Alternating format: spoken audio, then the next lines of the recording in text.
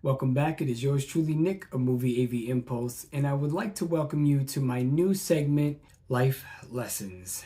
These are movies to me that were so impactful that they actually taught me life lessons. So the first movie I wanted to talk about was, to me, one of the greatest mafia movies to be made, be put together. The portrayal of the gangster life or the mafia life is just crazy to me in this movie. I can't say it enough. And like I said, this is my own personal opinion as far as being the best mafia movie. I'm sure there are many people that would say Casino or Godfather or Gotti or any of that, which I'm not taking anything from those movies. I just feel like this particular movie, Bronx Tale, just literally taught me so many life lessons that, like I said, I didn't even realize it until I started reflecting and looking back on it. So in this new segment, what I'm going to do is show you a series of movie clips. I edited them, I cut them so that they're not extremely long or anything like that. So I shaved them down to kind of highlight the points that I'm going to be talking about.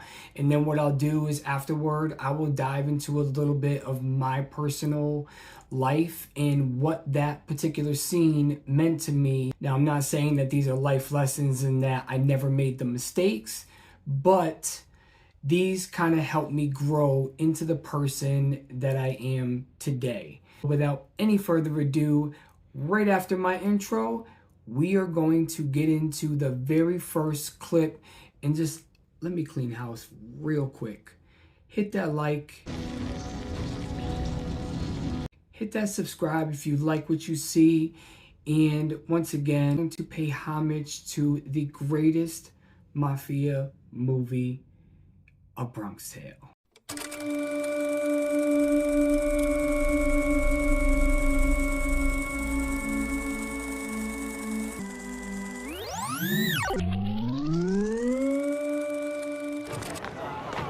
I have to get something in the store. Don't move. You wait right here. You hear me? Every time I saw Sonny, I would try to imitate him. But still, he would never even look at me.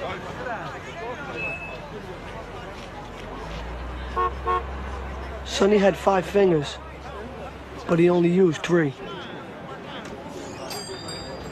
Come on, let's go. Move. Upstairs. Whoa, whoa, whoa, whoa. Come on, wait a minute, wait a minute.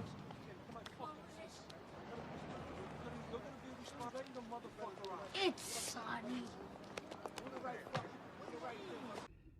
Now that little clip right there is what I like to call imitating a gangster. To me, where I grew up in Forest Park, I literally lived 2 houses down from a leader of one of the biggest gangs. I'm not going to mention the gang because I don't want to make it that type of video. But when I was about 14, 15, 16, I was watching all their movements and how powerful this gang leader was and how feared he was. I often wanted to be that. I wanted to experience that kind of power, that kind of respect. I was always just the kid trying to fit in. And a lot of you don't know me and don't know this, but being mulatto and having black and German and you're mixed and you never really feel like you're a part of any particular crowd. When I was around my, black friends, I had to act really black.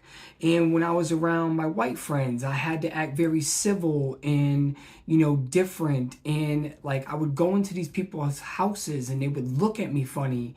And I never understood why. And it was because I was allowing them to see me in that light. Growing up, imitating that gang leader was just the wrong path to take, and I should have just been myself instead of trying to be something that I really wasn't. For me, it was really tough, and I know there's other people out there, whether you're a full race or a mixed race or anything, even just conform to what those people are. I should have just took the life lesson from this movie and didn't imitate that gang leader. The neighborhood that I grew up in, it was either, live or be killed. And unfortunately, It's just the way I had to do it. And, it survived me. I made it to 41. There was a point, and my cousin can vouch for this. If you're watching, you could throw it in the comments. We didn't think we were going to see 21.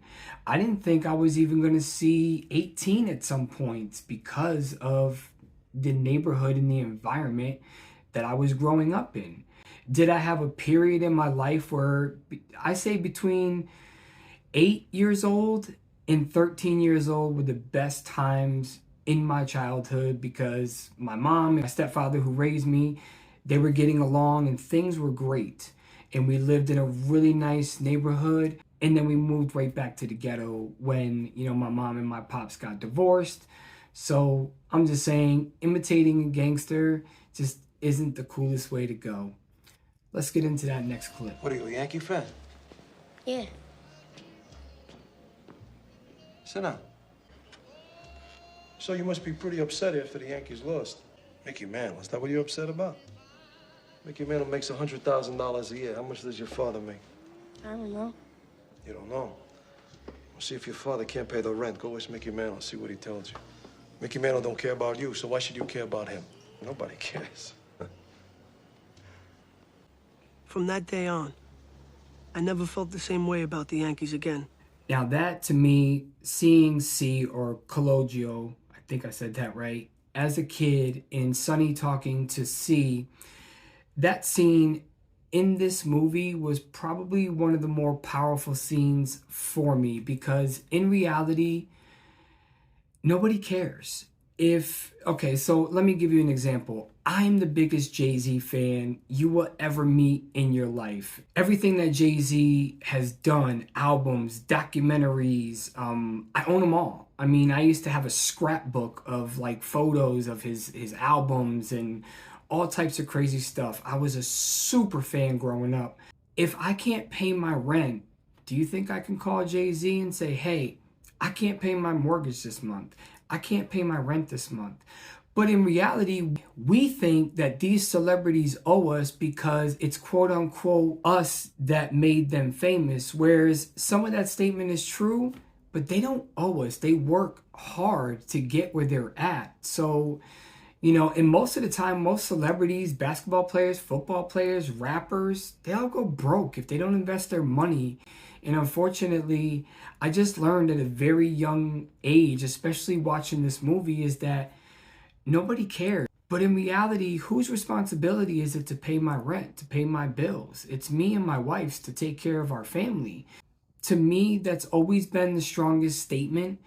And I always feel like if you do something good for somebody, don't expect anybody to care about it, or don't expect something in return. No celebrity owes you. No friends really owe you. You're a friend because you're a friend. There's somebody that you can talk to, but nobody really owes you anything. You are who you are, and you put yourself in the predicaments that you get yourself in. Let's get into the next clip. What's the matter?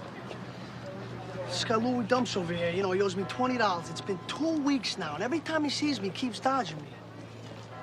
Yeah? He's becoming a real pain in the ass. I mean, should I crack him one or what? What's the matter with you? What have I been telling you? Sometimes hurting somebody ain't the answer. First of all, is he a good friend of yours? Nah, I don't even like him. You don't even like him. Well, there's your answer right there. Look at it this way. It costs you $20 to get rid of him, right? He's never going to bother you again. He's never going to ask you for money again. He's out of your life for $20. You got off cheap. Forget it. You're always right. You're always right. Now that scene really hits home as well. I have had many of friends who I thought were friends. We no longer talk and we no longer associate with each other, because when it comes to money, I kind of look at it in the same way that Sonny explained it to C. If I let somebody quote unquote borrow and giving are two different things, and I really hope that people understand that. If you give out money that you can afford to help somebody out, it's a great thing. But don't expect that person to pay you back if you didn't quote unquote let him borrow the money. So please understand that borrowing and giving are two totally different things. And I will say, To me, it does feel better to give than to receive. Yes, it is great getting gifts or somebody pops in and sends you a movie or things like that. And I'm totally grateful for everything that I've been given. But for the most part, me and my wife, and along with a lot of people, we work hard for what we have. So if I let somebody borrow $20, $30, $40 and they dodge me and they don't pay back, it just becomes do you really want to deal with that person again? Because down the road, they're just going to ask you again and again and again and again. Is it cheaper to just let them go? Or is it more expensive to keep them? I've always tried to help where I shouldn't have. And I've actually lost a lot of friends due to drug addictions and all of that because I've tried helping them, and not helping them in the way of giving them money to go and get pills or other things, but I was trying to help them get into rehab, and I was even willing to pay one of my great friends that I lost, you know, not as far as death goes, but he was a really good friend and I lost him to drugs because he didn't want help, and I couldn't help him, and I tried so many times, and finally my wife was just like, you got to give up. At some point, you just have to know when to give up. We are going to get into the next one, which this one is really important, so pay attention. Take a look at this gun right here. It's a 45. This thing could stomp a fucking elephant driving a truck, and the truck too. Nicky Zero was a neighborhood thief. Check it out. His mother called him Zero because she said he would never amount to nothing. You think you're a tough guy with these guns? Is that what it is? Nah, but after what just happened in the bar, I thought. You thought what? You think a gun makes you a tough guy? Let me tell you something. I see more guys with guns wet the bed than anything. It's when the other guy has a gun and he pulls his out, and then we see who the real tough guy is. Sonny, you don't understand. No, I do understand. This shit is not for you, and those fucking kids are gonna get you in trouble. Yeah, but they're my friends, you know that. They're jerk-offs. Look at me. Jerk-offs. And Slick is the biggest jerk-off. All these years, what have I been telling you?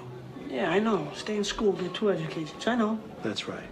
Don't do what I do. This is my life, not yours. I do what I have to do. This is not for you.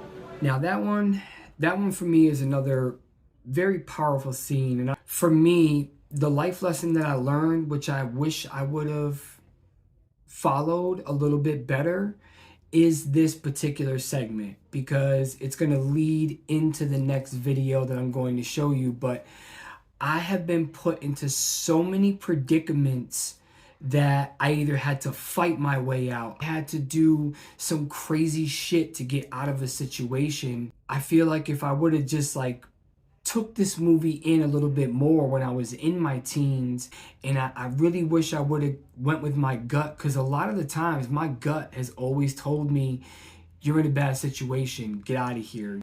Watching who you put yourself around is one of the most important things, and I've been teaching my son this lesson of, if your gut tells you that a person is bad, take your gut's instinct, because they're going to put you in a predicament that you don't want to be in. Not being a part of something doesn't make you uncool, a wuss, or, like they like to say in the streets, a bitch. It just means that you're smarter and that you're going to live longer, because your mind and your gut is going to tell you something totally different. And like I said, listening, there was so many times where I wish I would have listened to my inner voice and my gut saying, get out of there. Don't go in that house. Don't do this. Don't do that. I've gotten into some crazy gang fights with crazy shit over nothing, literally nothing.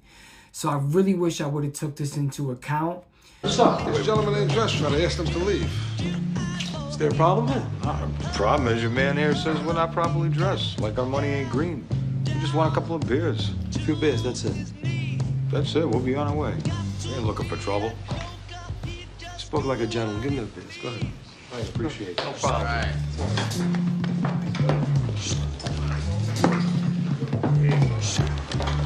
You got some brews down here, nice cold ones. Get us some nice cold brews, come on. Hey! Oh, you again, huh? That wasn't very nice. Now he's gotta leave. I'll tell you when the fuck we leave, all right? Get the fuck away from me. Go watch the bites, man.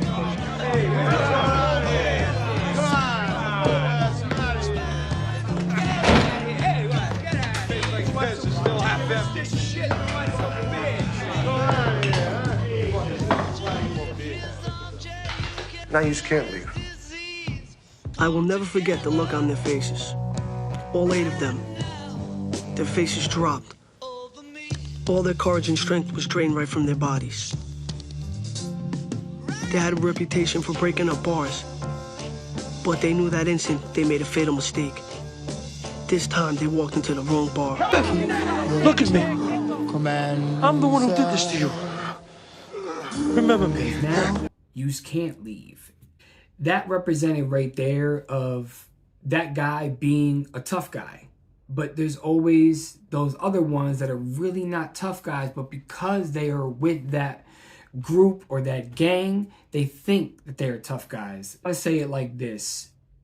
If you are pretending to be a tough guy, and this leads back to the other clip, watch who you put yourself around. Now, there are people such as myself who join gangs for a little bit of time because they think it's going to bring some kind of family love. And I'm not downing any gangs. I mean, sometimes you literally just have to do what you have to do to survive.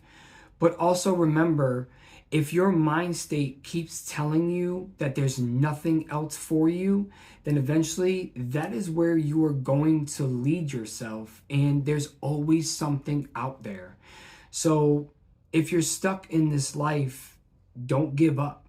The way I look at it is, if I would have continued the path that I was going down, I probably would have been shot or killed or worse. You know, I've been robbed. I've been, like I said, in these situations that I don't like to relive, but I figured if I'm going to make this segment life lessons, I want to be as honest as I can, because it's going to make you appreciate the hard work and what some movies really do to people. Most people, they just watch a movie, they can care less. Oh, it was good, oh, it was bad. Or people like me, they can watch a movie and actually get something out of it. And that's the type of person that I am. I can watch a movie and get something out of it. That's just one of the things, is don't try to be a tough guy if you're not. So there you have it. There is just 5 points right there that I really wish I would have listened. It probably would have saved me from a lot of predicaments, but this movie did teach me a lot of life lessons. In hindsight, it's very easy to do a 180 and change, but you yourself have to want to change. One of my other favorite scenes in this movie is where C asks Sonny as he gets older, is it better to be loved or to be feared? Before I leave you with that clip and end the video, which I hope you liked the new segment. If you did, please just throw me a thumbs up. If you would have asked me back then, growing up where I grew up, to me, it was better to be feared. And only because fear brings respect. But in retrospect, that fear that somebody has towards you may lead to him fearing you so much that he has to get rid of you. If you ask me now, would I love to be feared or loved? Much rather be loved, because I have a family now. I never thought in my life I would be at this point. I never thought I would have a career. I never thought I would have the magnificent, amazing, beautiful wife that I have. And to be honest, there are days where I feel like I don't even deserve her because she is such a good woman. Without her, I probably wouldn't be here. So, you know, just sending a special shout out to my wife. I love you. Like I said, I hope you like the new segment. And I'm going to end with the scene of C asking Sonny and let Sonny explain why he feels he should be feared rather than loved. So, Wednesday, I will see you for another Top 5 with another special guest, Del on Movies. See you later. Is it better to be loved or feared? That's a good question. It's nice to be both, but it's very difficult. But if I had my choice, I would rather be feared. Fear lasts longer than love. Friendships that are bought with money mean nothing.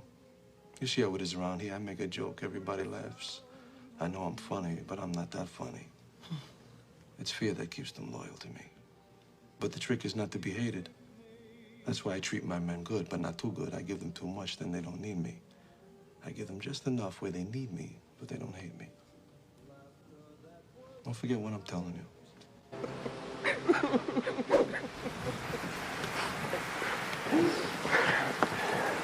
Thank you. You love me. You really love me.